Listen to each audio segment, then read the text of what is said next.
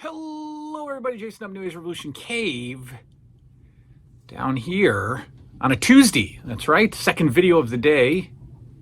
Program guide says it's hey, do you remember?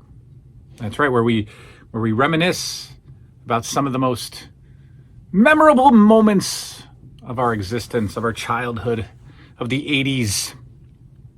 It's the second video of the day. You might be already enjoying the trip to Best Buy that resulted in absolute failure. And I am slowly coming to terms with the fact that Best Buy is no longer going to sell physical media. They didn't put anything new out today, absolutely nothing. And that's frustrating. So I was looking for Monster Squad in 4K, never seen it, must see it. They don't have it. So we're moving on. Today, on the show, hey, do you remember?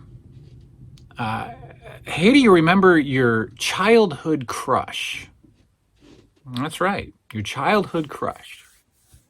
Not your first girlfriend, not your first love, but your childhood crush, right? And we're talking kindergarten, first grade, second grade. This idea got planted in my head by one of you folks when you asked me for the Power Hour to address a question talking about my television show crushes, my early TV show crushes. And it got me thinking, well, I've already talked about that. I'll answer the question again for you. Don't worry, but I have talked about that in the past. But it got me thinking about forget the television crushes. Let's talk about real life crushes. I can't remember exactly what grade, but I'm gonna say third. I'm gonna say third grade was probably my first official crush, and she was a classmate at St. Pius Elementary School. Now I'm going to out her. I'm going to out her because she's already out. She's a celebrity of sorts. She's a comedian and has been in commercials and did radio, and she's a touring comedian. And she was in my third grade class. My first crush, ladies and gentlemen, the Marianne Cirque. If you look her up, she's done her thing over the years. She sat next to me, and I remember she had the cutest little blonde hair, a little bob cut, 84.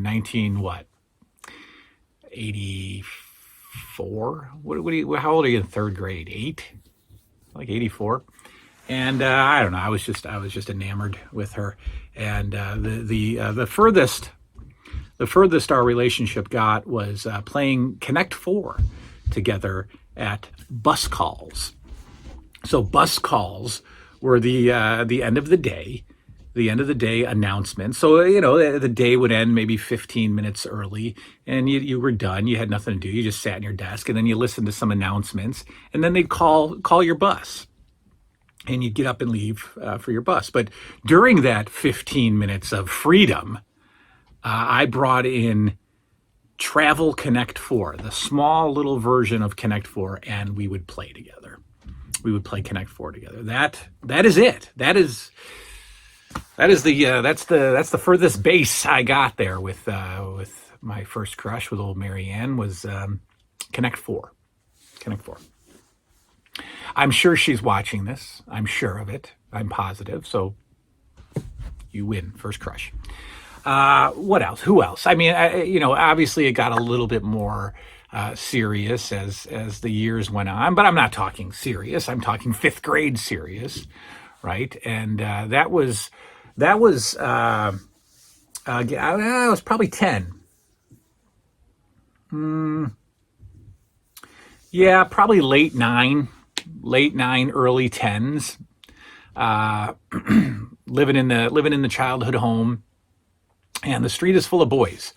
We've got all of our male friends are dominating the street, and a family of 3 girls moves in, three daughters. One was my age, And actually it was identical to me and my sisters. The oldest was my age, and then so on, and they matched my sister's ages. So it was kind of a perfect scenario for us to all be friends. And they moved in almost directly across the street, like kind of kitty corner to it, maybe 2 houses across the street. And I had a buddy, Matt, and we, Matt lived in the neighborhood, and we were kind of the close pals. We were hanging out the most together. And when we knew, because as all kids do, you go and investigate. And this new family moved in, and we went over and investigated. And all we came up with was these 2 little girls, 6 and 4 or whatever. But they said, hey, we also have an older sister, and she's like 10 or whatever we were. And, Matt and I were like, oh yeah, this is good. And we were absolutely head over heels before we'd even met her. We had no idea what she looked like. We had no idea, no clue. But because there was a girl moving into the boys' clubhouse, we were head over heels without meeting her. Well, we do meet her, and it doesn't go well. It's not love at first sight. There's no fireworks. In fact, in all of our 10-year-old immaturity, Matt and I kind of acted disappointed when we met her. We had built her up in our minds, and she didn't fit the bill. Well, obviously that lasted about 2 hours, and then both of us became obsessed with her. And we lived in that house across the street from them for probably another year. Her name was Rachel. And in that year, Rachel and I got very close. We became very good friends. Our whole family was friends. The siblings all were friends. And I had one awful moment when my sisters and I were invited over to a sleepover at their house, and I chickened out. I bailed at, I think, 10, 11. I bailed. There was all girls and me and my love interest, Rachel, of course. And I got cold feet. I went home.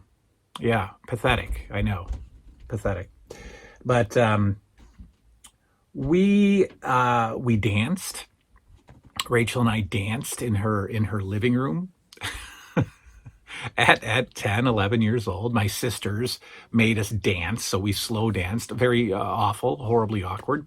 And then a couple of years later, maybe just a year later, probably about, I had moved, so it's probably 86, mid 86. I go back to hang out with Matt.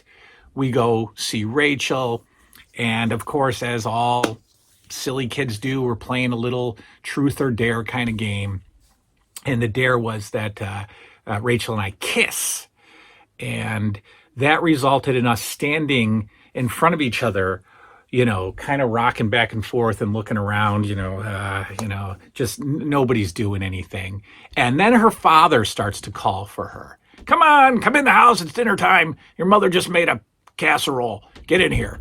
And so she sees the moment is ending. She comes in, bam, kiss on the cheek, and hightails it out of there. She runs as fast as she can, and I'm standing there like the movie, the idiot movie scene where, oh my goodness, I just got kissed in the butterflies and whatever.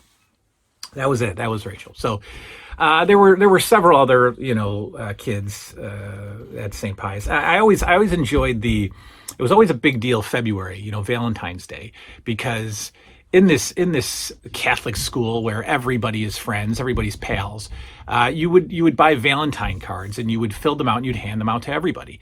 And that was always a big moment in a little boy's life, because you'd get the cards from Howie, and you'd get the cards from Tom and Doug and whoever, and you didn't care about those junk.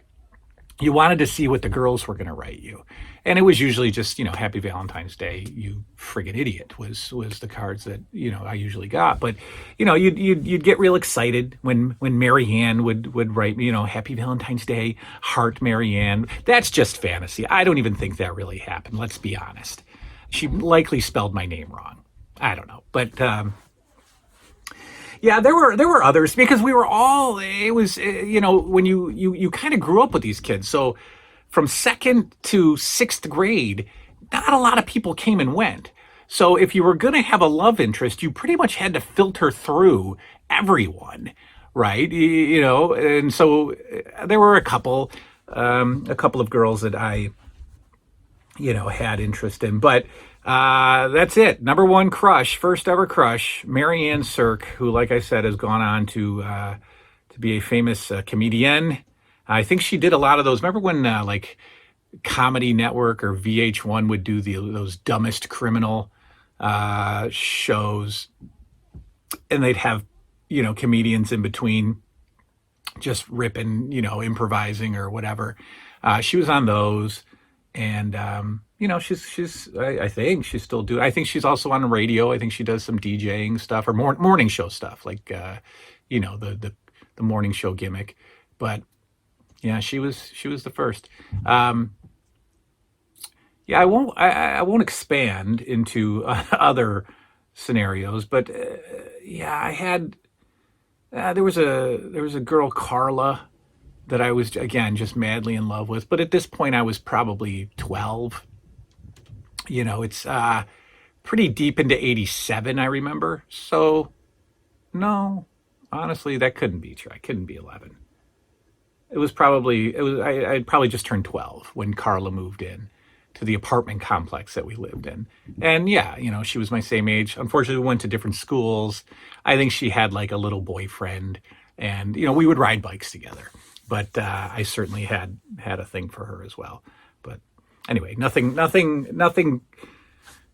brings back the pure memories of the first crushes. What about you folks? First crushes, do you remember them? Did they return your interest? Did they also have a crush, or did they completely ignore you? Or did they just play Connect Four with you because they felt very sorry for you? I don't know. Let me know. Let me know down below. All right, that's Tuesday, folks. Whatever happened? No, not whatever happened to. That show's defunct. That show we've done away with. Hey, do you remember your childhood crush? We will see you tomorrow. We are going to keep the Nintendo game going. Hey, let's play some Nintendo. But I'm going to double that up tomorrow with movies that I have never seen before until now. So we're going to do 2 shows tomorrow. I'm going to play some Nintendo. Probably not with the kid. I think Liam's going to skip this one. I'm actually going to get down here for some Super Mario 3. I want to knock that off the list, and it's just so hard. But I want to get it. So we'll probably play a half hour of that. Obviously, you can't beat the game in a half hour, but I'll play. And then we'll talk about a couple movies I haven't seen before until now, including a growing interest in 1930s and 1940s movies. Believe it or not, my interests are expanding. All right, that is all. Good night now.